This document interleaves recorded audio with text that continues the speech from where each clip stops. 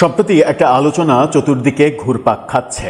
সেই আলোচনা হচ্ছে প্রফেসর ইউনূসের যারা উপদেষ্টা পরিষদের সদস্য এবং গুরুত্বপূর্ণ বিভিন্ন দায়িত্বে ছিলেন তাদের দেশ ত্যাগের ব্যাপারে সরকার কি ভেতরে ভেতরে কিছু ভাবছে, কিংবা তাদের ইচ্ছা করলেই দেশের বাইরে চলে যাওয়ার মতো অবস্থা কি নেই, এরকম আলোচনা চতুর্দিকে চলছে। সম্প্রতি আমরা একটা ঘটনা দেখেছি অলরেডি। নেপালের নির্বাচনের সময় আদিলুর রহমান, তিনি অধিকারের যিনি প্রধান, যিনি উপদেষ্টা ছিলেন, আদিলুর রহমান নেপালে নির্বাচনের পর্যবেক্ষক হিসেবে যাবেন, বিমানবন্দরে তাকে অন্তত 6 ঘন্টা আটকে রাখা হয়েছিল। এরপরে যে কোনোভাবেই হোক তিনি মেকানিজম করে দেশের বাইরে যেতে পেরেছিলেন। সামান্য নেপালের নির্বাচন পর্যবেক্ষণ করতে যাওয়ার সময় তার এই অবস্থা হয়েছিল। তারপর থেকেই আলোচনাটা উকি দিচ্ছে বারবার যে প্রফেসর ইউনূস তার বেলাতে হয়তো খুব স্বাভাবিকভাবেই এই সময়ে এসএসএফ নিরাপত্তা থাকা অবস্থায় এরকম ঘটনা ঘটবে না, কারণ তিনি এরই মাঝে বিদেশ সফর করেছেন।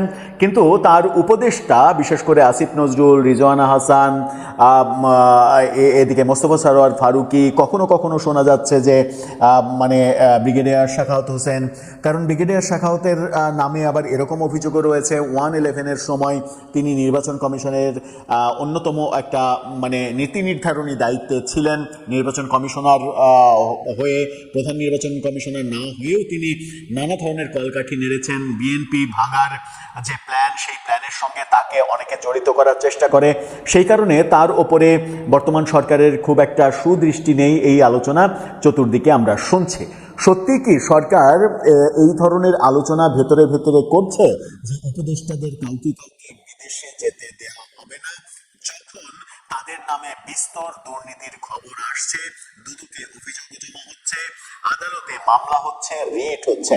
সম্প্রতি ইউনূস সরকারের বৈধতা চ্যালেঞ্জ এবং দুর্নীতি অনুসন্ধানের স্বাধীন তদন্ত কমিশনের দাবিতে আদালতে রিট করা হয়েছে এবং এটা নিয়ে সারা দেশের মানুষ তাদের বিচারের দাবিতে এক ধরনের ঐক্যবদ্ধ হচ্ছে। এরকম একটা রিপোর্ট বাংলাদেশ প্রতিদিন এবং কালের কণ্ঠে সম্প্রতি প্রকাশিত হয়েছে। সেখানে প্রফেসর ইউনূস সরকারের ভয়ঙ্কর দুর্নীতির সব চিত্র উঠে এসেছে। এই ব্যাপারগুলো নতুন করে ভাবাচ্ছে যে সত্যিই প্রফেসর ইউনূসের মেটিকুলাস শাসন আমলের অনেক উপদেষ্টার বিরুদ্ধে দেশ ত্যাগে নিষেধাজ্ঞা জারি হওয়ার ব্যাপার অঘোষিতভাবে হয়ে গিয়েছে কিনা। চলুন একটু আলোচনা করে বুঝে দেখার চেষ্টা করি এই ভিডিওতে যে প্রফেসর ইউনূস সরকারের বিরুদ্ধে যে রিট হলো, কিংবা কালের কণ্ঠ, বাংলাদেশ প্রতিদিন কি বলছে, সরকারের ভাবনার মধ্যে এগুলো আছে কিনা একটু বিশ্লেষণ করে দেখি। দর্শক, বলছিলাম যে প্রফেসর ইউনূসের বিতর্কিত কয়েকজন উপদেষ্টা, তাদের কর্মকাণ্ড নিয়ে প্রচুর প্রশ্ন উঠেছে এবং প্রশ্ন ওঠার ভিত্তিতেই আদালতে রিট হয়েছে, গণমাধ্যমে একের পর এক রিপোর্ট হচ্ছে, এই ঘটনাগুলো ঘটছে। সম্প্রতি আদালতে যে রিট হয়েছে সেই সংবাদটা আপনারা দেখে নিন। সেখানে বলা হচ্ছে ডক্টর ইউনূসের অন্তর্বর্তী সরকারের কর্মকাণ্ডের বৈধতা চ্যালেঞ্জ করে রিট। বৈধতা চ্যালেঞ্জ করে যখন রিট হয়েছে তখন এই রিটে আবার এটাও চাওয়া হয়েছে যে তাদের শাসন আমলের দুর্নীতি তদন্তে একটা স্বাধীন কমিশন গঠন করা হোক। সেই রিপোর্ট করেছেন যে মহসিন রশিদ, সুপ্রিম কোর্টের সিনিয়র আইনজীবী এবং মুসলিম লীগের নেতা প্রধান, তিনি এই রিটটা করেছেন। সেখানে বলা হয়েছিল যে অন্তর্বর্তী সরকারের সময় নেওয়া বিভিন্ন সিদ্ধান্ত, আইন প্রণয়ন, সংস্কার কমিশন গঠন এবং দেশি বিদেশি চুক্তির বৈধতা চ্যালেঞ্জ করে হাইকোর্টে রিট করা হয়েছে। 2024 সালের 8 আগস্ট গঠিত অন্তর্বর্তী সরকারের কার্যকালের মধ্যে রাষ্ট্র পরিচালনার অংশ হিসেবে যে সকল নীতি, সিদ্ধান্ত ও চুক্তি গ্রহণ করা হয়েছে সেগুলোর সাংবিধানিক ও আইনগত ভিত্তি খতিয়ে দেখা প্রয়োজন, এটা বলা হয়েছে এই রিটে। একই সঙ্গে ওই সময়ে গঠিত বিভিন্ন সংস্কার কমিশনের কার্যক্রম ও সুপারিশের বৈধতা নিয়েও প্রশ্ন তোলা হয়েছে। জনস্বার্থে দায়ের করা এই রিটে অন্তর্বর্তী সরকারের প্রধান উপদেষ্টা ডক্টর ইউনূসের বিরুদ্ধে কোনো দুর্নীতি বা অনিয়মের অভিযোগ রয়েছে কিনা তা অনুসন্ধানের জন্য একটি স্বাধীন কমিশন গঠনের নির্দেশনা চাওয়া হয়েছে। রিটে মন্ত্রিপরিষদ সচিব, আইন মন্ত্রণালয়ের সচিব এবং সংশ্লিষ্ট কর্মকর্তাদের বিবাদী করা হয়েছে। মহসিন রশিদ যখন এই রিটটি করেছেন তখন আমরা দেখছি যে কালের কণ্ঠ এবং বাংলাদেশ প্রতিদিনে ভয়াবহ রিপোর্ট প্রকাশিত হয়েছে সম্প্রতি। দুইটা পত্রিকায় 2 দিন এই রিপোর্ট প্রকাশিত হয়েছে, 2 দিন না 3-4 দিন ব্যাপী এই রিপোর্ট প্রকাশিত হয়েছে। বাংলাদেশ প্রতিদিনকে উদ্ধৃত করে কালের কণ্ঠ নিউজ করেছে, কালের কণ্ঠ আলাদা নিউজ করেছে। সেই নিউজের একটা শিরোনাম আপনারা দেখে নিতে পারেন। সেখানে এই নিউজে দাবি করা হয়েছিল, দেশবাসীর দাবি ইউনূস সরকারের 18 মাসের দুর্নীতি তদন্তে স্বাধীন কমিশন গঠন করা হোক। এই রিপোর্ট যখন প্রকাশিত হয়েছিল পত্রিকায়, তারপরেই আমরা দেখলাম যে 2 দিন আগে সেই রিটটা করা হয়েছে আদালতে স্বাধীন কমিশন গঠনের, এবং প্রফেসর ইউনূসের সকল কাজের বৈধতা প্রশ্নবিদ্ধ এই অভিযোগ তুলে রিটটা করা হয়েছে। এবং মহসিন রশিদ জানিয়েছেন খুব শিগগিরই এই রিটের ব্যাপারে শুনানি যেন হয় সেটা নিশ্চিত করার চেষ্টা চলছে। কালের কণ্ঠ বলেছিল যে আসিফ নজরুল ওরফে নজরুল, মূলত এই রিপোর্টটা আসিফ নজরুল, রেজওয়ানা হাসান, আসিফ মাহমুদ, সজীব ভুঁইয়া সহ বেশ কিছু উপদেষ্টার ব্যাপারে অভিযোগ রয়েছে নানা সময়ে। সেই ঘটনাগুলো তুলে ধরা হয়েছে বাংলাদেশ প্রতিদিন এবং কালের কণ্ঠে। এবং কালের কণ্ঠে এই প্রতিবেদনটাতে স্পেসিফিক আসিফ নজরুলের যে সকল ঘটনা, সেই ঘটনাগুলো তুলে ধরা হয়েছে। আসিফ নজরুলের বলা হয়েছে যে তিনি ঢাকা বিশ্ববিদ্যালয়ে যে আইন বিভাগে চাকরি নিয়েছেন, শিক্ষকতার চাকরি, সেখানে সেই বছরে যিনি ফার্স্ট হয়েছিলেন তাকে নিয়োগ না দিয়ে এই নিয়োগ জালিয়াতি করে আসিফ নজরুলকে নিয়োগ দেওয়া হয়েছিল। এই ঘটনা বলা হয়েছে। আসিফ নজরুল ঘাতক দালাল নির্মূল কমিটির গুরুত্বপূর্ণ দায়িত্বে কাজ করেছেন, সেখানে তিনি ঘাতক দালাল নির্মূল কমিটির সঙ্গে বিট্রে করেছেন। তার ওস্তাদ সাংবাদিকতা করতেন ঢাকা বিশ্ববিদ্যালয় থেকে একসময়।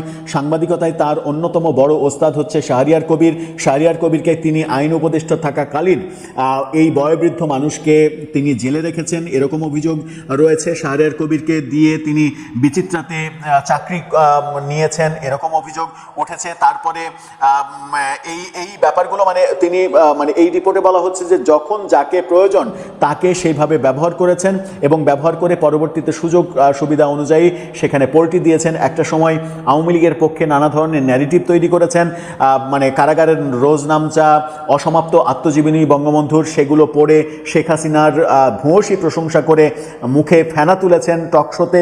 এই ঘটনাগুলো ঘটিয়েছে।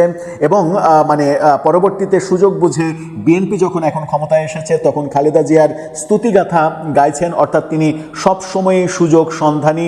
তার ব্যাপারে বলা হয়েছে যে 26 লক্ষ ভারতীয় অবৈধভাবে এদেশে চাকরি করছে, সেরকম মিথ্যা অভিযোগ তুলে ভারতের সঙ্গে বাংলাদেশের সম্পর্ক খারাপ করার চেষ্টা করা হয়েছে।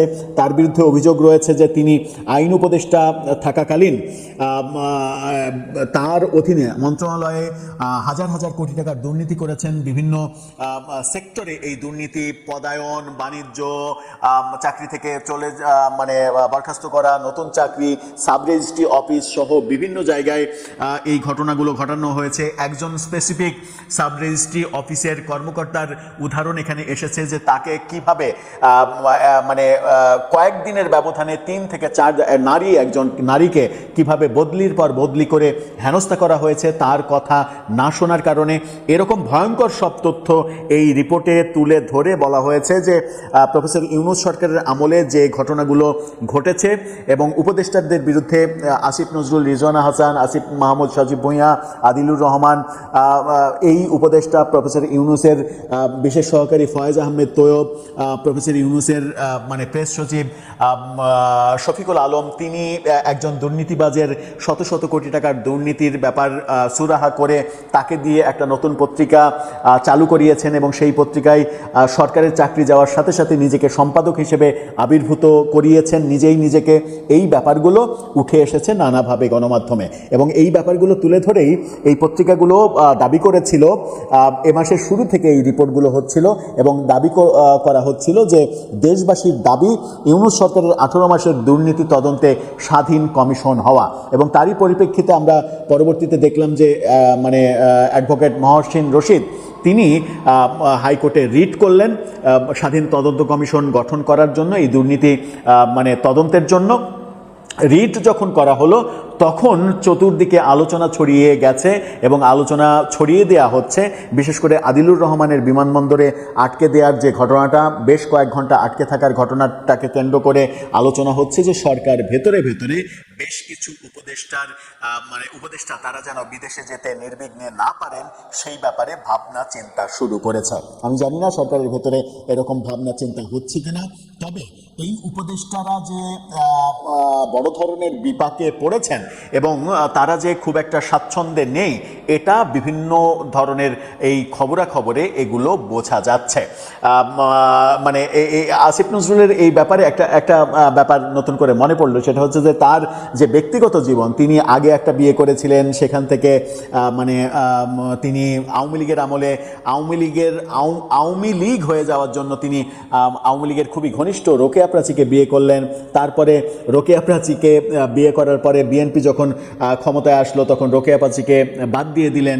তারপরে হুমায়ুন আহমেদের মেয়ে যিনি বিবাহিতা ছিলেন তাকে বিয়ে করলেন, শিলা আহমেদকে বিয়ে করলেন। তার ব্যক্তিগত জীবন নিয়েও কি হয়েছে সেরকম অনেক কিছু পত্রিকায় তুলে ধরা হয়েছে এবং পত্রিকার এই রিপোর্টগুলো অনেক ক্ষেত্রে আমার একেবারে অনেস্টলি যদি বলি, অনেক ক্ষেত্রে মনে হয় বিশেষ করে আসিফ নজরুলের এত বেশি তথ্য পত্রিকাগুলো লেখা শুরু করেছে, অনেক ক্ষেত্রেই মনে হয় যে কিছু কিছু গণমাধ্যম এবং সাংবাদিকদের এই উপদেষ্টারা এত বেশি খেপিয়ে দিয়েছেন তাদের 1.5 বছরে, যেগুলো খবরের বিষয়বস্তু হওয়ার কথা নয় সেগুলোও খবরের বিষয়বস্তু করে এই বিশেষ করে আসিফ নজরুল সব থেকে বেশি সমালোচিত হয়েছেন এই 1.5 বছরে। প্রফেসর ইউনূস এবং আসিফ নজরুল এই দুজন সব থেকে বেশি সমালোচিত হয়েছেন এবং তাদের বিরুদ্ধে এহেন কোনো কথা নেই যেগুলো আমরা পত্রিকাতে পড়ছি না।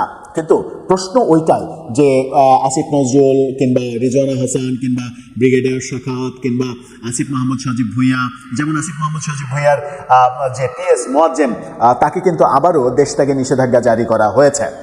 মাঝখানে সেটা তুলে নেওয়া হয়েছিল, কিন্তু আবারও দেশ থেকে নিষেধাজ্ঞা জারি করা হয়েছে।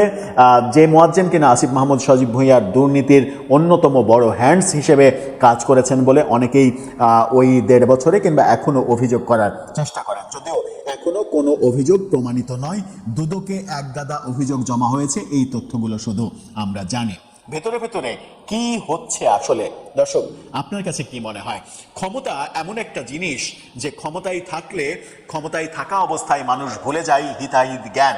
ক্ষমতায় থাকা অবস্থায় যেমন শেখ হাসিনা সরকার অনেক কিছু করেছে যেগুলোর প্রচণ্ড সমালোচনা এখন হচ্ছে, তার চাইতে 1000 গুণ বেশি কর্মকাণ্ড করে প্রফেসর ইউনূস সরকার ক্ষমতাকে এমনভাবে কলঙ্কিত করেছিলেন, এখন মনে হচ্ছে ক্ষমতায় থেকে যাওয়ার পরে এখন বোধহয় তারা টের পাচ্ছেন যে ক্ষমতা হারালে কি অবস্থা হয় এবং ক্ষমতা হারালে মানুষ কিভাবে তাদের বিরুদ্ধে লাগে, যেমনটা ক্ষমতা হারানোর পর শেখ হাসিনা সরকারের বিরুদ্ধে উঠে পড়ে লেগেছিল প্রফেসর ইউনূস সরকার।